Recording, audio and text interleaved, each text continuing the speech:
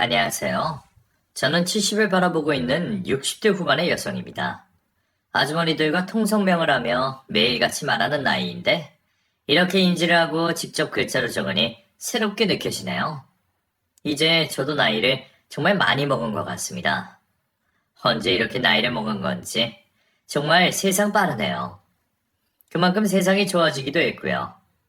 보통 제 젊을 적만 해도 라디오로 사람들의 사연을 아주 짧게 듣고는 했는데, 이제는 제가 듣고 싶은 이야기를 선택해 골라 끊김없이 들을 수 있다는 것이 놀랍기만 하네요.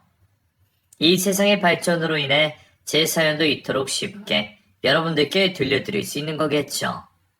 제 사연은 제 아들네에 관한 이야기입니다만 제 자서전이기도 합니다. 이런 좋은 기회를 맞아 허심탄회하게 전부 다 말해보고 싶네요. 그럼 제가 살아온 이야기를 들려드리도록 하죠. 요즘 태어난 아이들은 대부분은 도시에서 태어났겠지만 저 때만 해도 시골에서 나고 자란 아이들이 많았습니다. 저 또한 그랬죠. 농사일을 하시던 부모님 밑에서 저는 이녀 중 막내로 태어났습니다. 언니는 겨우 저보다 한 살 많았을 뿐이지만 어린 저에게는 엄마를 대신해 저를 돌봐주는 어른 같은 존재였죠. 그 따뜻한 가족들 품에서 저는 행복한 유년 시절을 보내고 있었어요. 그러다 같이 놀던 언니, 오빠들에게 처음으로 도시 이야기를 듣게 되었죠. 말로만 들으면 그런 별천지가 없었습니다. 무서운 것들도 투성이라 했지만 그만큼 재미있고 신기한 것들이 상상도 할 수 없을 만큼 많다고 했어요. 그때는 TV가 귀할 때라 저희 동네에는 있지도 않았고, 그러다 보니 누군가에게 전해들은 이야기가 와전되고 그 말을 믿었죠. 그날 이후로 막연하게 도시에 가고 싶다는 꿈이 생겼던 것 같아요.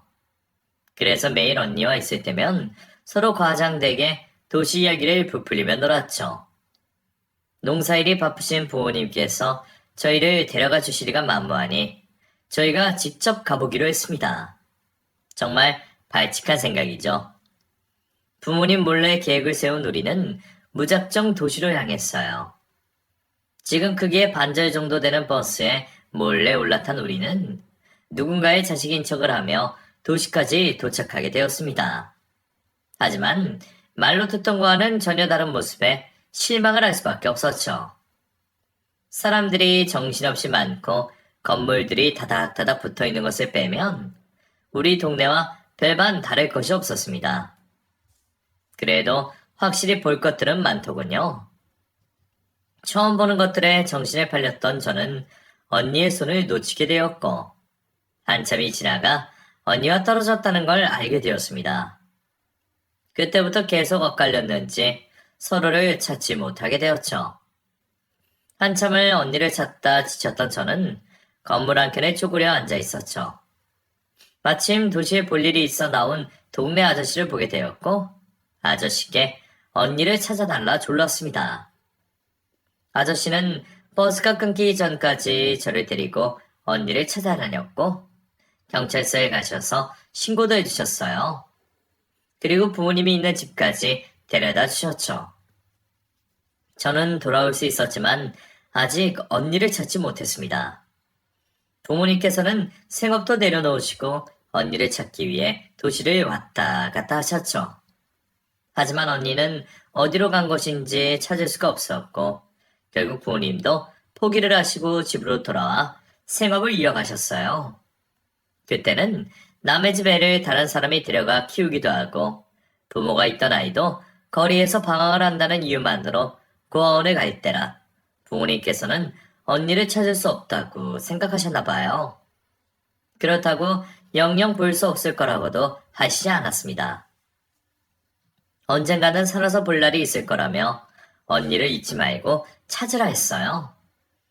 이후 시간은 아무 일 없다는 듯이 흘러갔고, 부모님과 저도 평범한 일생을 보냈지만 제 마음속에는 무거운 돌덩이 하나가 올라가 있게 되었죠. 이후 성인이 되어서 일을 찾아 도시로 나온 저는 당연히 언니도 틈틈이 찾아다녔습니다. 일을 쉴 때면 실종 당시 언니의 신상 정보와 인상 차이가 적힌 종이를 돌리며 거리를 다녔죠. 그때 저를 도와주던 사람이 있었어요. 바로 제 남편이었죠. 그때까지만 해도 서로 같은 공장에 다니며 호감을 가지고 있었지만 표현할 방법을 몰라 서로 내만 하던 사이였습니다. 그런데 그 남자가 다른 여직원들과 나누고 있던 제 이야기를 듣고는 쉬는 날에 도와주겠다고 먼저 말을 하는 거예요. 자기 말만 하고 사라진 남자는 정말 쉬는 날 그 장소에 나와 있었고 언니를 찾는 일을 도와주었습니다. 그날의 계기로 서로에 대한 물그릇은 우리는 점점 가까워졌고 특히 잃어버린 언니로 인해 무거운 마음을 가지고 있는 저에게 큰 힘이 되어주는 사람이 되었습니다. 저와 연인이 된 이후에도 남자는 같이 연애할 시간을 줄여가며 언니를 찾는 일에 도움을 주고는 했어요. 책임감 있고 제 근심마저 나눠 가지려는 남자를 놓칠 수 없었고 우리는 조촐한 결혼식을 올리고 부부의 연을 맺게 됩니다. 그 당시 대부분의 부부들이 그렇듯 남의 집 단칸방 살이로 신혼생활을 시작했던 우리는 아이를 많이 가지길 원했어요. 지금 젊은 부부들의 분위기와 달리 그 당시는 딸 자식 가리지 않고 많이 낳는 게 가정이 행복하다고 생각하던 시절이었죠. 우리도 마찬가지였어요. 하지만 우리의 바람과 달리 아이가 쉽게 생기지 않았습니다. 부부간의 일로 비뇨기과는 물론이고 산부인과를 찾아간다는 건 상상도 할 수 없던 시절이니 오로지 삼신할매와 조상님께 빌며 우리 닮은 아이를 달라고 했죠. 그 바람이 하늘에 닿았는지 정말 긴 노력 끝에 우리의 아이를 낳을 수 있었습니다. 워낙 임신하는 데 있어 마음고생을 많이 해서 그런지 우리는 아이 가지는데 더는 고생하지 말고 하나 있는 아이에게 온 정성을 들여 키우자고 했고 아들 동현이에게 온 정성을 쏟아가며 키웠죠. 중간에 형편이 어려워져 끼니를 줄이게 되더라도 아이에게만은 좋은 것을 먹이고자 했습니다. 우리는 물에 밥을 불려 먹더라도 아이에게는 고기 반찬이 된 밥상을 차려줬죠.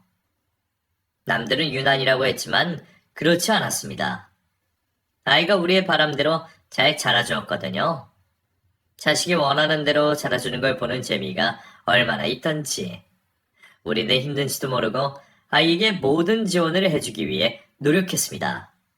그 결과 아들은 명문대를 입학했죠. 짧은 가방끈이 항상 바깥 생활하는 데 있어 창피하고 불편함을 줬던 우리에게 정말 자랑스러운 아이였어요. 그런데 우리 집안 자랑이 되었던 아이가 대학을 가고 난 뒤로 조금씩 변하기 시작했습니다. 어울려 다니는 친구들의 부모님에 비해 우리가 한참 못났는지 부끄러워하더군요. 하숙을 하는 아들을 찾아가려 전화를 하면 항상 올라오지 말라는 투로 말을 했어요. 하숙비와 음식을 챙겨주러 가면 대학거리가 아닌 곳에서 만나고는 했죠. 그런 아들의 마음을 알 것도 같았습니다. 성인이라고 하나 이제 겨우 20살 남짓한 아이에게 남들과는 비교 상대도 되지 않는 우리가 창피할 수도 있었겠죠. 어차피 남편이나 저나 아들의 그림자가 되더라도 아들 잘 되는 모습만 보면 되었기에 굳이 앞에 나서서 아들에게 피해를 주지 말자고 이야기를 나눴어요. 그날 이후 우리는 아들이 원하는 대로 행동했습니다. 괜히 제 마음이 애가 탄다고 해서 아이에게 바라는 것을 조르거나 찾아가지 않았죠. 못난 부모를 만나 빽도 돈도 없었지만 그에 상관없이 승승장구하는 아들을 보면 우리가 하는 행동이 맞는 거라 생각했죠. 그렇게 좋은 직장, 차, 집까지 우리들 도움 없이 장만했던 아들은 결혼도 스스로 혼자서 알아서 했어요. 사업도 잘 되고 가정까지 꾸리니 저희가 따로 말할 것도 없었죠. 매번 선물도 내려보내니 주변에서는 효자를 뒀다며 저희를 부러워했습니다. 그런데 뭐가 그리 바쁜 건지 주말은 물론이고 명절에도 얼굴 한번 보기 힘들더군요. 물론 사업을 하고 있으니 당연히 정신없이 바쁘겠지만 그 큰일을 혼자서 하는 것도 아닐 텐데 명절에도 아예 얼굴을 못 보는 건 좀 섭섭하고 걱정되었습니다. 자식의 성공이 중요하다고 해도 그것보다 아들의 건강이 더 먼저니까요. 거기다 결혼 후에도 손주 소식이 들려오지 않으니 그 모든 게 무리한 사업 활동으로 인한 것이라 생각했죠. 그러다 아들에게 전화를 하게 되었는데 처음에는 쉬엄쉬엄 일하라고 시작한 이야기가 손주 얘기까지 이어지게 되었고 그 이야기가 나오자 아들은 저희에게 화를 냈습니다. 바쁘니? 다음 주 아버지 생신에도 잠깐 얼굴만 비추고 간다며. 너 너무 바쁘게 사는 거 아니야? 물론 일도 좋겠지만 사람이 너무 앞만 바라보고 가다가는 내 몸 망가진 것도 몰라요. 기계도 쉼 없이 달리기만 하면 망가지는데 사람이라고 안 그러겠어? 좀 쉬면서 해라. 여유가 없는 것도 아니잖니. 제가 알아서 하고 있어요. 몸 관리도 하고 있고요. 그게 쉬는 게 아니라니까. 정 쉬는 게 그러면 내가 보약이를 한 점 지어줄까? 안 그래도 네 아빠 보약 지으러 가는 한의원이 있는데 네 것도 같이 지으면 되잖니. 그리고 거기가 아이 가지는데 도움되는 약도 잘한다고 하던데. 네가 바쁘면 정연이만 내려보내서 아이 생기는데 좋은 약도 한 점 짓자. 일 때문에 나가는 게 있으면 약이나 음식으로라도 보충해줘야지. 어머니, 제가 아이 얘기하지 말라고 했죠? 또 왜 타령을 하세요? 어? 미안하다. 내가 깜빡해서. 난 네 목 걱정을 한다는 게 또 어쩌다 그 얘기로 빠졌네. 미안하다. 그딴 약 가지고 애가 생길 것 같아요? 제가 왜 애가 안 생기는지 알려드릴까요? 병원에 갔더니 제가 선천적으로 불임이래요. 누구 때문일 것 같아요? 두 분도 불임이시지 않아요? 왜 물려줘도 그런 걸 물려주시냐고요. 솔직히 제가 여기까지 올라오는데 아버지 어머니께서 해주신 게 뭐가 있어요? 제가 알아서 이 자리까지 올라온 거 아니에요. 그런 자식 덕에 선물도 좋은 것 받고 남들 부러움도 받으면 좀 가만히 계셔주세요. 제가 대학생 때부터 항상 바래왔던 거잖아요. 안 그래도 애 문제 가지고 정연이랑 싸웠는데 왜 또 애 이야기를 꺼내세요? 이제 앞으로 제가 연락드릴 때까지는 저나 정연이에게 먼저 연락하지 마세요. 그럼 이만 끊을게요. 화가 나기보단 충격으로 다가왔습니다. 아들이 불임이라니. 아들 말처럼 모두 우리 탓인 것만 같았죠. 안 그래도 힘든 아들을 자극한 것 같아 미안했어요. 그날 이후 아들이 저희에게 하는 연락이 줄어들며 부모 자식 간 사이가 소원해지기 시작했죠. 아들 소식이 매일 궁금했지만 주변 사람들이 잘 되고 있다는 소식에 대신 안도하며 살았어요. 그러면서 나이 들어 자식에게 기대는 부모가 되어선 안 되겠다는 생각으로 일을 손에서 놓지 않으며 살아가고 있었죠. 그래도 우리 부부에게 서로가 있어서 다행이었어요. 아들의 일로 힘들 때면 서로가 서로를 위로해주며 버티고 살 수 있었거든요. 그렇게 흘러가는 시간 속에 아들과는 화해를 하지 못한 채 있었죠. 그러다 남편이 사고로 세상을 떠나게 되었습니다. 자동차 사고였어요. 병원이 일찍 도착하여 살 줄 알았는데 점점 의식이 흐려지던 남편이 결국에는 세상을 떠나게 되었죠. 자신의 삶이 얼마 남지 않았음을 알았는지 남편의 의식이 있을 때 저에게 남은 인생 마음껏 즐기다 오라는 유언을 남겼습니다. 그땐 그 말이 유언이 될지도 모르고 빨리 말을 끊었는데 이렇게 될 줄 알았다면 나에게 해줄 말을 좀 더 들어볼 걸 그랬어요. 지금까지도 그 순간이 후회로 남네요. 그렇게 남편의 죽음을 받아들이고 장례를 치러야 했던 저는 오랜만에 아들에게 연락을 했습니다. 아들 또한 아버지가 돌아가셨다는 말에 놀라 한 걸음에 병원으로 찾아왔죠. 그 전까지 겨우 참고 있던 눈물이 아들을 보자 왈칵 쏟아졌습니다. 그제서야 마음 놓고 기댈 수 있는 아들의 품에서 남편 잃은 슬픔을 토해냈죠. 눈물을 다 쏟아내고 이제 아들과 며느리 얼굴을 보며 장래에 대해 이야기를 하려고 하는데 이게 어떻게 된 일인지 아들과 며느리의 얼굴이 전과는 너무 다른 얼굴을 하고 있었습니다. 분명 멀끔하게 정리가 잘 된 모습이었는데 이제는 얼굴색도 칙칙하고 생기라고는 하나 없는 모습이었죠. 혹시 아들에게도 무슨 병환이 있나 싶어 걱정을 하며 물어봤어요. 대답하기를 망설이던 아들은 그동안의 근황을 저에게 알렸습니다.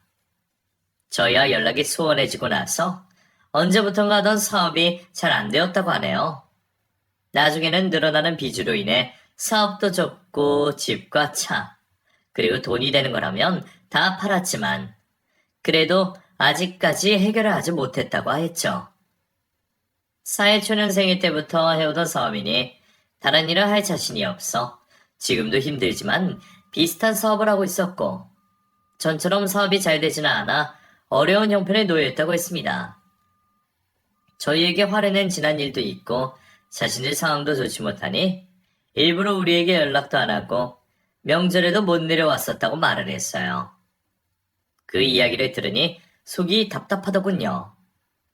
힘들면 당연히 아빠, 엄마에게 찾아와 도와달라고 하는 걸 남편과 저 중에 누가 과거의 일로 문제를 삼는다고 혼자 앓고 있었다니.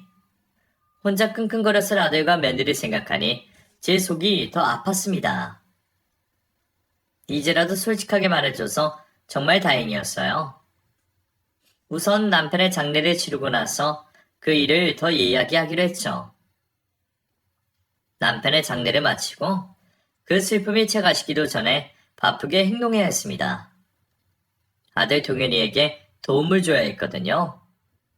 우선 가장 필요한 게 무엇인지 묻는 제 물음에 아이는 어렵게 돈이 필요하다는 말을 꺼냈어요. 남편 사고로 받게 될 돈이 있으니 그 돈으로 아들을 도와주기로 했죠. 이후에도 동현이는 사업에 잘 풀리지 않는지 가끔 저에게 돈을 빌려가고는 했습니다. 그렇게 시간이 좀 지나고 저도 몸 이곳저곳이 고장이 나면서 일을 그만두고 집에서 쉬게 되었죠. 그때 아들이 저에게 찾아와 부탁 하나를 하였습니다. 엄마, 죄송한데 사업하는데 돈이 더 필요해서요. 제가 대충 알아보니까 이 집이랑 가지고 계신 땅이요. 그걸로 저 좀 도와주시면 안 돼요? 대신에 제가 앞으로 쭉 엄마 모시고 살게요. 아들이 힘들다고 하는데 집이 돼주겠어요? 어차피 제 몸 하나 누일 곳만 있으면 되었습니다. 안 그래도 수척해진 아들 며느리가 매일 마음에 걸렸는데 제가 같이 살며 몸보신도 좀 시켜줘야겠다고 생각했죠. 부모가 자식 도와주는 게 당연한 거라 생각하고 고민도 없이 집과 땅을 팔아 아들네 집으로 들어갔습니다. 하지만 제 도움에도 무엇이 잘못된 건지 아들이 하는 일은 계속 안 됐습니다. 마음 같아선 굿이라도 한번 하고 싶을 정도로 하는 일마다 막히기만 했죠. 아들의 들어가는 한숨과 그늘진 며느리의 모습을 보며 저도 괜히 더 기분이 안 좋아졌고 아들네 눈치를 보며 생활할 수밖에 없었죠. 두 사람에게 힘이 되고 싶었던 저는 일부러 더 밝은 척 행동하며 집안에 웃음이 나게 하려 했어요. 하지만 제 노력과는 상관없이 두 사람은 좀처럼 어두워진 표정을 풀지 않았고 저는 더 의기소침해지기 시작했죠. 실질적인 도움을 주기 위해 저는 인근 시장과 구일날을 뒤져 부엌거리를 찾아와 일을 했고 아이들이 저에게 쓰는 비용을 줄여주기 위해 식비를 아낄 겸 밖으로 나가 무료로 급식을 주는 곳에서 끼니를 해결하고는 했습니다. 잠자는 시간과 일하는 시간을 제외하곤 애들 편하라고 밖에서 있다 보니 시간이 참 많이 남았어요. 그 시간을 어떻게 유용하게 사용할까 하다 생각난 게 언니 찾는 일에 좀 더 시간을 투자하자였죠. 그때까지도 언니를 찾으려고 제 나름대로 활동을 하고 있었기에 시간이 많이 있는 이때 언니 찾는 일에 시간을 더 할애하기로 한 거죠. 그렇게 본격적으로 언니를 찾아 나서려고 하는데 한 통의 연락이 왔습니다. 정확하진 않지만 최근까지 언니가 지냈던 집 주소를 알아냈다는 연락이었죠. 아직 언니를 만나기 전인데 벌써부터 심장이 뛰어왔습니다. 그 소식을 듣고 며칠 동안 기분이 들떠 있었죠. 그런데 그 기쁜 소식을 아들에게 알릴 수가 없었어요. 풀리지 않는 인생으로 잔뜩 화가 나 있었고, 제가 언니 주소를 찾았을 쯤에는 술을 먹고 들어와서는 죽겠다고 소동을 벌였기 때문입니다. 자식이 저런 모습인데 저만 행복할 수 없겠더군요. 결국 알아낸 언니 집을 찾아가는 것은 다음으로 미루고 당장 제 앞에 있는 아들에게 노력하기로 했습니다. 소일거리로 제법 돈을 벌었던 저는 아들과 며느리에게 몸보신을 해주고자 정말 오랜만에 돈 걱정하지 말라는 말을 하며 다 같이 외식을 했어요. 이 나이가 되어서도 허겁지겁 맛있게 밥을 먹는 자식의 모습에 먹지 않아도 배가 부르더군요. 오랜만에 식사다운 식사로 기분이 좋아진 아들과 기분 좋게 집으로 돌아갔고, 집으로 가는 길 중간에 있던 복권방으로 가서 서로의 소망을 담아 로또 한 잔씩을 샀죠. 그리고는 지금의 마음을 잊지 않기 위해 다정한 모습으로 사진까지 찍었습니다. 그날의 일들로 아들에게 작지만 큰 변화가 있길 바랬어요. 일이 안 되더라도 불평불만을 하기보단 긍정적이고 작은 것에도 만족하고 살아가길 바랬습니다. 하지만 그 바람은 얼마 되지 않아 깨졌죠. 이번에 또 무슨 일인지 아들과 며느리는 부부싸움을 벌였습니다. 그날 이후 아들은 죽고 싶다는 말을 입에 달고 살았죠.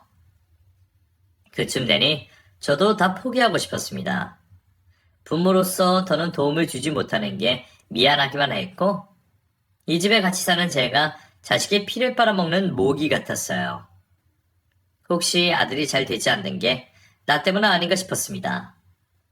이제 와서 생각해보면 저도 그때 우울증 초기이지 않나 싶어요. 모든 생각이 부정적으로 변하고 무기력해지기 시작했거든요. 최대한 내색하지 않는다고 했는데 그런 제 변화를 아들네도 느꼈나 봅니다. 식사 자리를 여러 차례 거절하는 저에게 어느 날 갑자기 며느리가 죽을 내어왔죠. 저 어머님, 요즘 툭 식사도 안 하시는 게 마음에 걸렸어요. 이거 직접 쏜 죽인데 드셔보세요. 이렇게 힘없으신 모습 저희 때문일 텐데 너무 죄송하네요. 저희가 정신 차리고 잘해야 하는데 사는 게 왜 이렇게 힘든 건지 쉽지가 않네요. 아니다. 힘든 건 너희들일 텐데. 내가 표를 내서 미안하구나. 이 죽 고맙게 먹으마. 저희도 마음가짐 바꾸고 살아보려고요. 이렇게 해서 안 되나 저렇게 해서 안 되나 다 똑같다면 굳이 길지 않은 삶 서로에게 상처 주면서 힘들게 살 필요가 없을 것 같아서요. 그 사람이나 저나 여한이 남지 않게 해보려고요. 그리고 지금까지도 어머니께 감사했는데 앞으로도 좀 더 부탁드릴게요. 저희 살아가는데 앞으로도 어머님 도움이 많이 필요할 것 같아요. 당연하지. 내 새끼 잘 되면 내가 좋은 건데. 나도 오늘 이 시간 이후로 오늘 같은 모습 보이지 않겠다고 약속하마. 너도 꺼내기 쉽지 않은 말일 텐데 먼저 해줘서 고맙다. 이 집을 들어오고 처음 듣는 희망찬 며느리의 말에 저도 오랜만에 마음이 편해졌습니다. 항상 잔뜩 긴장을 하고 자던 저였는데 정말 오랜만에 눈이 저절로 감겨지며 마음 편히 잘 수 있었죠. 잠을 들면서도 앞으로의 날들은 이전과 많이 다르겠구나 생각했고 얼른 내일이 오기를 바라며 깊은 잠을 들었습니다. 그렇게 오랜만에 단잠에 빠져있다 어딘가 모르게 몸도 불편하고 느껴지는 분위기도 달라 잠에서 깼습니다. 겨우 눈을 떠서 주위를 둘러보는데 어릴 적에는 보았던 집에 제가 누워있는 겁니다. 그것도 사람이 살지 않은 지 꽤나 되어 보이는 곳에서 말이죠. 아직도 꿈을 꾸고 있나 싶어서 제 볼을 꼬집어 봤습니다. 그런데 꿈이 아니더군요. 현실이었어요. 난 단잠을 잤을 뿐인데 꿈보다 더 꿈 같은 일이 현실에서 벌어지고 있었죠. 도대체 어떻게 된 일인가 싶어 자리에서 일어나 밖을 확인해 보려고 했어요. 그때 제 옆에 있던 편지지 한 장이 보였습니다. 그곳에 아들과 며느리가 적어놓은 편지가 있었어요. 그리고 왜 나를 이곳으로 데려왔는지도 적혀 있었죠.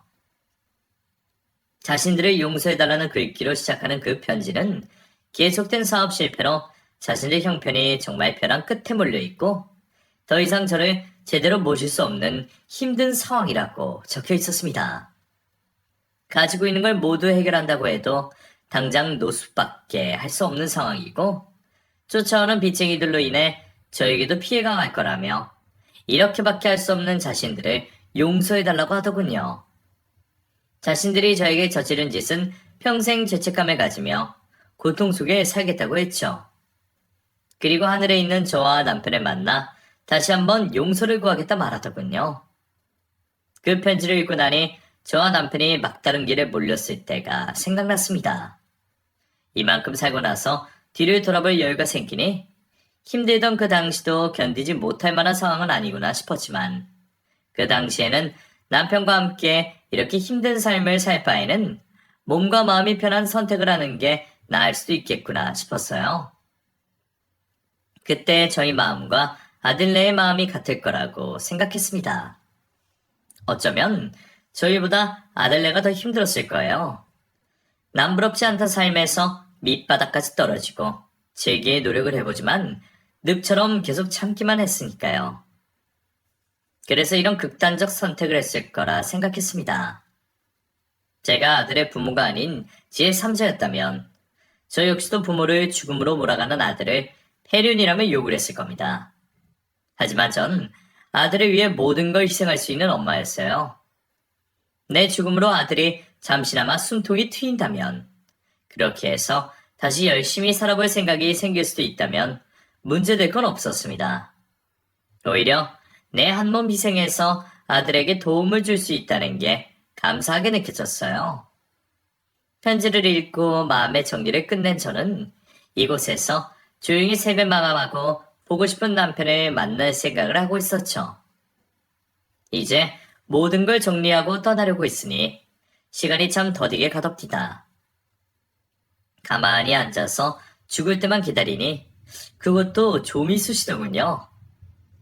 가장 오래된 기억부터 하나씩 살펴보려 하는데 그제서야 이 세상에 담은 단 하나의 아쉬움이 떠올랐어요. 바로 우리 언니였죠. 죽을 땐 죽더라도 우리 언니 잘 지내고 있는지는 보고 싶었습니다. 언니에게 용서를 구하고 싶었어요. 언니의 주소를 기억해내려고 하는데 나이가 들어서 그런지 기억이 나질 않았죠. 아직 애들이 제 방을 치우지 않았더라면 아직 언니 주소가 적힌 수첩이 그대로일 겁니다. 마지막으로 먼 발치에서 애들 얼굴이나 볼 겸 또 수첩도 가져올 겸 집으로 가기로 했죠. 그렇게 산길을 20시간을 헤집다 내려와 겨우 도로로 내려왔어요. 집으로 가기도 전에 죽겠다 싶더군요. 다행히 나이든 노인이 죽을 얼굴을 하고 도로에 있으니 한 아저씨께서 저를 차에 태워주셨고 물과 함께 먹을거리도 챙겨주셨습니다. 그렇게 그분의 차량으로 집 근처로 오게 된 저는 아들네가 집에 없을 거라고 생각한 늦은 아침까지 기다렸어요. 그리고 조심스레 집 앞으로 가 초인종을 눌렀죠. 혹시 안에 아들과 며느리가 있으면 어색한 마주침이 되지 않을까 싶어 여러 번 눌렀지만 응답이 없더군요. 두 사람 다 집에 없다는 걸 확인한 저는 집 안으로 들어갔습니다. 현관에 들어서자마자 있는 술병들을 보니 현실을 힘들어하고 있을 아들 며느리 생각에 가슴이 저려왔어요. 그렇게 겨우 한 발자국씩 떼며 집 안으로 들어갔는데 생전 처음 보는 광경이 펼쳐져 있었습니다. 말 그대로 거실이 꽉 차도록 한상이 차려져 있었어요. 그 정도의 음식량이면 이 집에 들어올 수 있는 사람이 모두 먹는다 해도 다 먹지 못할 정도였습니다. 정말 이 세상 음식이란 음식은 다 모여있는 가운데 자세히 보니 펼쳐진 음식 모두에 사람이 먹은 흔적이 있더군요. 지저분하게 먹다 만치러 있는 밥상과 현관화 외에도 여기저기 나뒹구는 술병들을 보아하니 안 좋은 생각이 머리를 스쳤습니다. 혹시 아들과 며느리가 극단적인 선택을 하기 전 마지막으로 하는 행동들은 아닐까 하고 말이죠. 놀란 마음에 급히 안방 쪽으로 가서 문을 열었는데 이게 무슨 일인지 두 사람 모두 다 집이 떠나가도록 코를 골며 잠을 자고 있는 겁니다. 무사한 아들과 며느리를 보고 그제야 마음이 놓여 이전까지 맡지 못하고 있던 냄새가 코를 찔렀죠. 도대체 술을 얼마나 먹었는지 온 방에 술 냄새로 가득 차 있었어요. 그 모습이 좀 이상하긴 하더군요. 편지에서 느껴지던 마음가짐과는 달라 보였죠.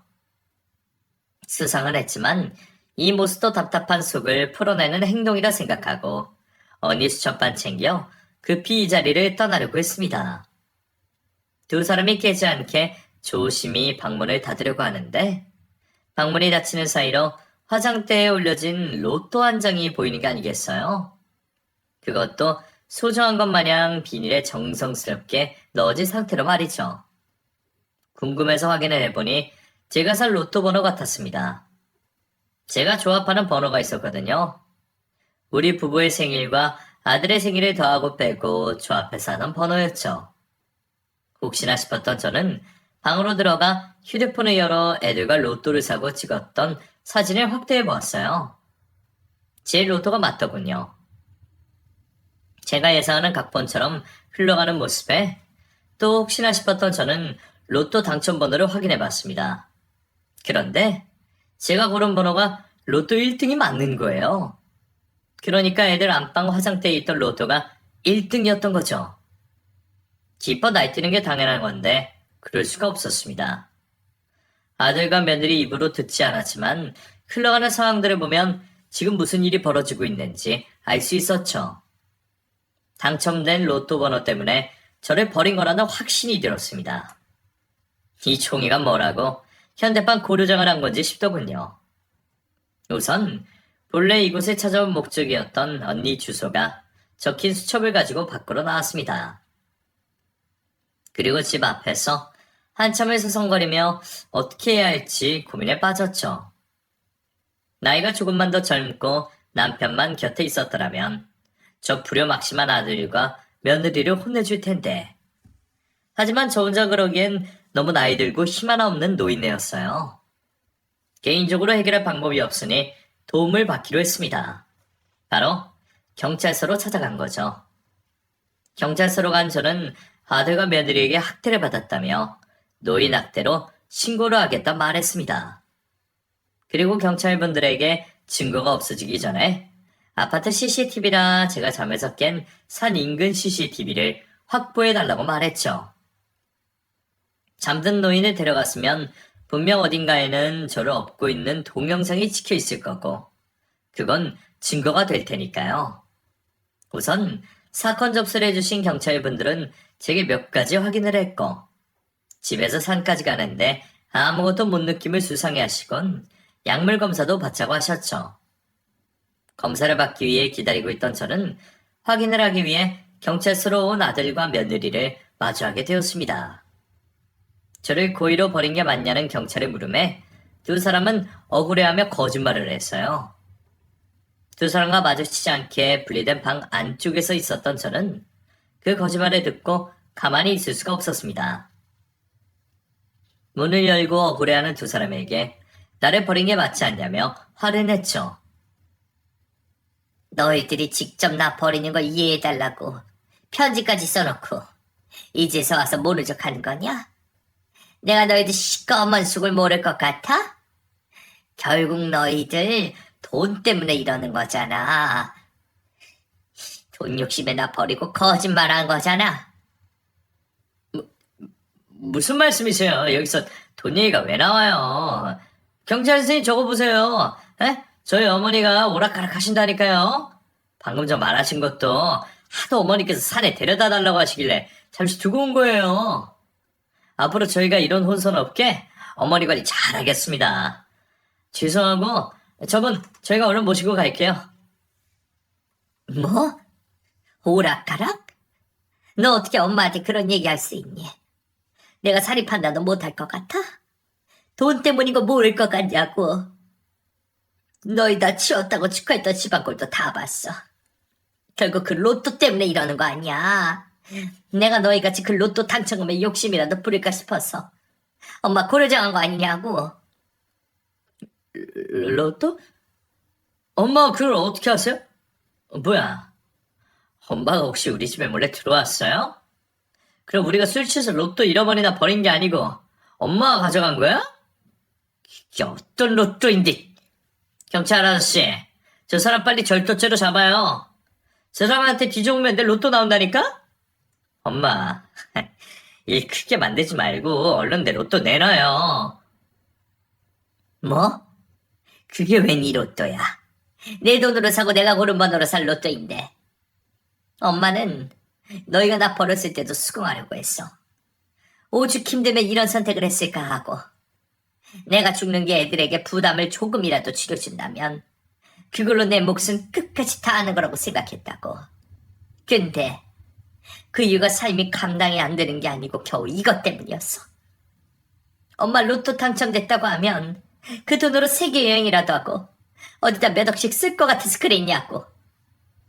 내가 돈 있으면 뭐해? 지금까지 너희들 도울 수 있다면 된 거라고 생각해서 집이고 땅이고 팔아서 다 줬는데 이제 와서 내가 욕심 부릴 것 같았냐고. 처음부터 그 돈 전부 다 달라고 해도 줬을 거다. 근데 버린 것도 모자라 거짓말까지 하고 엄마를 치매 걸린 노인으로 만들어? 나도 이제 더는 너희 같은 것들을 내가 낳은 자식이라고 희생하지 못하겠다. 이 돈 못 주겠어. 법대로 하든가 아니면 내가 이 종이 찢어버리든가 했어. 우리 사이 아주 확실히 하자. 나도 엄마 목에 칼 들이미는 자식 새끼 필요 없으니. 아들은 그런 저의 말을 듣고 치매 걸린 도둑년이라며 더 난리를 쳤습니다. 결국 경찰분들이 여러 명부터 제압을 하고 수갑을 채워야 했죠. 그때에 다 눈치가 빠른 며느리는 저를 어떻게든 깨어내보려고 했어요. 어머님, 이런 일 겪게 해서 죄송해요. 근데 정말 이 방법밖에 없다고 생각해서 그랬어요. 혹시 어머님께서 다른 생각 가지시면 그때는 어쩌나 싶어서. 불안해서 하는 행동들이에요. 이제 어머님 마음도 알았으니 다시 잘 지내봐요. 솔직히 상황이 사람을 변하게 만든다고 저 사람 저렇게 쉽게 화내고 돈 욕심 있던 사람 아니었단 걸 아시잖아요. 뭐래도 안 되고 사람이 끝자락에 매달리게 되니 순간 정신을 놓았던 것 같아요. 저도 그렇고요. 정말 죄송해요. 앞으로 평생 모시고 살면서 지금까지 잘못했던 것들 사죄하면서 어머니께 잘할게요. 그러니 성난 마음 좀 푸세요. 누가 그 남편을 그 아내 아니라고 할까봐 며느리는 당첨금을 어떻게 해서든 나눠받으려고 저에게 뱀같이 속삭이더군요. 10만 남아 돌았다면 그 뱀같은 놀림을 하고 있는 혀를 잡아 뽑아버리고 싶었습니다. 그 뱀같은 며느리의 머리채를 밀어 내 곁에서 떨어지게 했죠. 평생 자식 잘 되기만 바라며 바보같이 살아온 남편과 저희 인생들이 후회스러웠습니다. 우리도 자식 신경 쓰지 않고 사람들과 어울리고 세상도 돌아다니며 살았어야 했는데 부모로서 이런 비참한 결과를 보게 될지는 꿈에도 생각 못했네요. 흥분한 두 사람과 저는 분리가 되었고 저는 경찰관에 의심한 체내 약물 검사를 확인하기 위해 검사를 받으러 갔어요. 그동안 많은 생각을 하게 되었습니다. 자식에 대해 목을 메어왔던 제 삶에 대해서 후회했고 아이 교육에 있어 우리 부부가 무엇을 잘못했는지도 생각을 했죠. 그러다 며느리의 말처럼 두 사람을 용서해볼까 하는 생각도 했습니다. 정말 이 모든 게 그놈의 돈 때문이고 이 문제만 해결된다면 아들네와 함께 행복한 인생의 말년을 보낼 수 있지 않을까 싶었죠. 산속에서 마음먹었던 것처럼 자식에게 내 살 내어주는 게 부모의 숙명이라면 괜한 집안 다툼을 버리지 말고 아들과 며느리에게 사과받는 것으로 끝내는 게 좋을 수도 있겠다고 말이에요. 정말 많은 생각을 했는데 우리 남편 마지막 얼굴이 생각나는 겁니다. 평생 좋은 것 하나 못 해보고 죽은 우리 남편이 너무 가여웠어요. 그러면서 마지막으로 저에게 좋은 것 하고 싶은 것 다 누리고 오라는 그 말이 가슴에 사무치게 들어왔습니다. 그 약속 지키지 않으면 하늘나라에 올라가 화를 내겠더라고요. 모든 것을 내줄 만큼 자식을 사랑했던 남편이었지만 그보다 더 저를 사랑했던 남편이었습니다. 자식에게 저런 대접받는 제가 또다시 바보짓을 하면 남편이 제 탓할 거라 생각했죠. 마음을 굳게 먹었어요. 천륜이라고 하고 내 배 아파 낳은 아들이라 하지만 그 자식의 폐해를 나라면 끊어야 했습니다.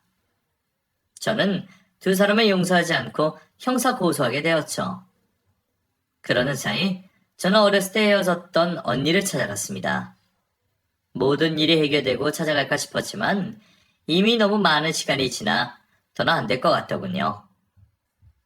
평생을 고대했던 일인 만큼 발걸음 하나 떼기가 어려웠습니다. 별별 걱정이 다 되더군요. 이미 그 자리에 언니가 없으면 어쩌나, 나를 찾아다니다가 고아가 된 이유를 원망하면 어쩌나 싶었죠. 정말 가다 돌았었다를 여러 번 반복하다 큰 결심을 하고 집 초인종을 눌렀습니다. 나이든 여성분의 목소리가 들려왔고 그것만으론 내 언니라는 걸 알 수가 없었죠. 뭐라 말을 해야 할지 우물쭈물대던 저는 당황을 하여 다른 설명도 없이 제 이름을 먼저 말하게 되었어요. 저 에란이에요. 혹시 여기 영란이 언니 집이 맞나요? 상대방의 대답이 없는 걸 보니 미친 사람쯤으로 생각한 것 같았어요. 이번에도 내가 너무 늦었구나 싶어서 힘없이 발길을 돌아서려는 그때 현관문이 열리며 누군가가 다급히 제 이름을 외치곤 내려오고 있었습니다. 제 이름 소리에 다시 되물어고 한 저는 평생 못 볼 줄 알았던 우리 언니를 보게 되었습니다.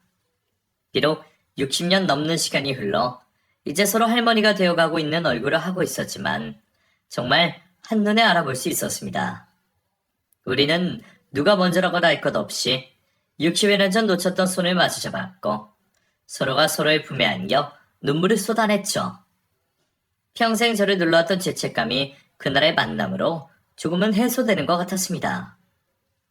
우리는 한참 동안 서로를 다시 만난 것을 믿지 못한 듯이 여러 번 확인을 하다 언니 집안으로 들어가 서로의 이야기를 하게 되었어요.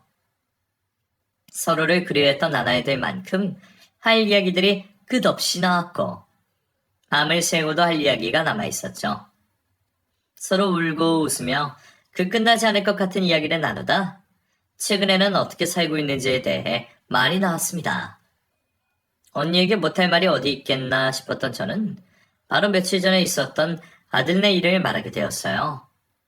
언니는 힘들었을 내 선택을 잘한 일이라 말해주었습니다. 그리고 부모로서 절대 잘못된 행동을 한 게 아니니 죄책감 따위는 가지지 말라 했죠. 그때 언니의 그 말이 저에게는 참 의지되고 위안되었어요. 그리고 언니는 우리 자매 더 이상 떨어지지 말자며 자신의 집으로 들어와 살 것을 제안했죠. 염치불구하고 언니와 살고 싶었습니다. 이제 언니와 제가 남은 평생을 같이 살아도 떨어진 날들이 길었기에 한시라도 헤어지기 싫었거든요. 그렇게 언니와 한 집에서 생활하게 되었죠. 그 이후로 아들과 며느리는 노인복지법과 함께 의료법 위반으로 처벌을 받게 되었습니다. 두 사람 모두 상해를 제외한 유기, 경제적 학대가 인정이 되어 징역이 선고되었고 며느리는 저에게 준 죽에 자신이 처방받은 수면제를 넣었다는 이유로 의료법 위반에도 걸려 징역살이가 늘어났죠. 그리고 두 사람이 문제 삼을 로또에 대한 주인이 누구인가는 아주 싱겁게 결말이 났습니다. 제 휴대폰 속에 있던 로또를 사고 찍은 사진과 함께 로또방 CCTV, 아들과 며느리의 문자 내역으로 당연히 제 것으로 판명났죠. 로또를 받자마자 언니와 함께 당첨금을 수령하고 왔어요. 이제 이 돈만큼은 아끼지 않고 저와 언니, 그리고 저를 가족으로 받아준 조카들과 행복할 수 있게 사용해야죠. 이제 새로운 출발하는 저에게 이곳 여러분들께서 많은 응원을 해주시면 좋겠네요. 글 읽어주셔서 감사하고 여러분들도 항상 건강하시고 행복하시길 진심으로 바라겠습니다. 감사합니다.